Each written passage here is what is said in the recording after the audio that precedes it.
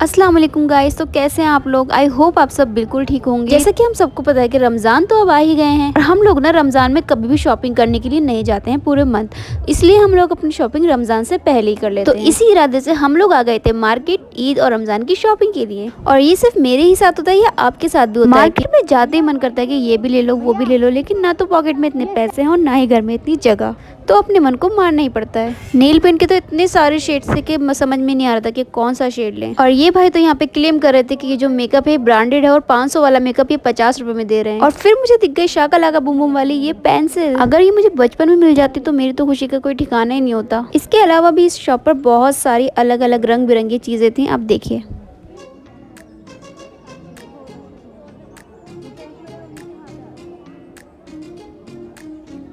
यहाँ से आगे बढ़ने के बाद मुझे दिखे ये बहुत सारे कीचेन और इतने प्यारे प्यारे कीचेन। इसका प्राइस था 150 पर पीस, लेकिन मुझे तो ये काफ़ी ज़्यादा कॉस्टली लगा।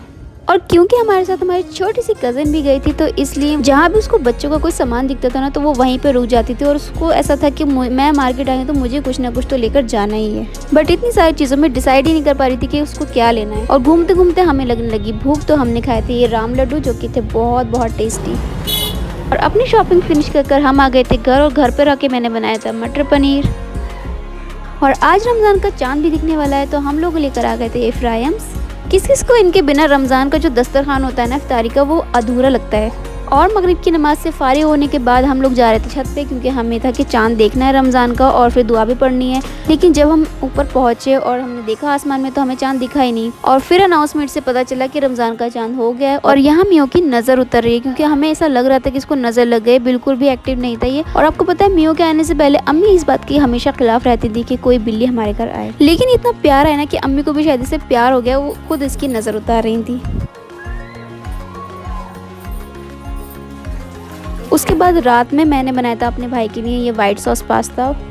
फिर आ गया था वक्त सहरी का, और यहाँ बन रहा है ब्रेड ऑमलेट और चाय सहरी के लिए।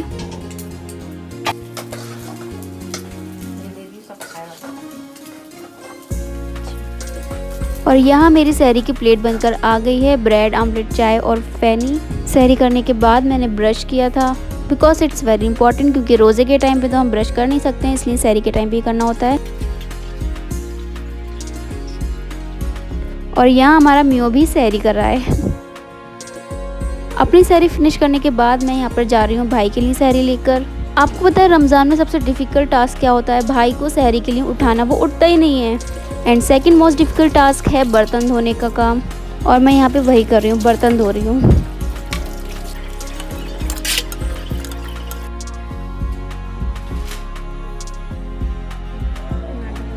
और अब इफ्तार का टाइम जो है वो होने वाला था, तो फ्रूट्स कट कर रही हैं अम्मी।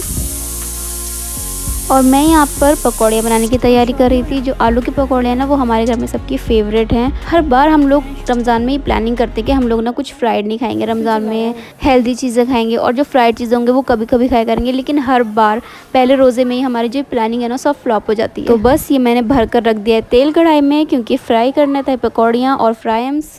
और पापा बाहर गए थे, तो हमारे लिए ढोकला लेकर आ गए थे बाहर से। और अम्मी ने ये बड़ा वाला एक छन्ना लेकर आई थी, ताकि इससे हम फ्राइम्स को फ्राई कर सकें।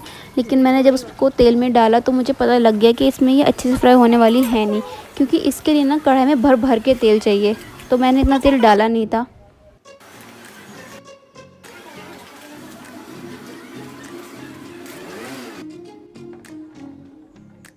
और फिर मैंने बिना छन्ने के ही इनको फ्राई करा, और बहुत अच्छे से फ्राई हो चुकी थी उसके बाद।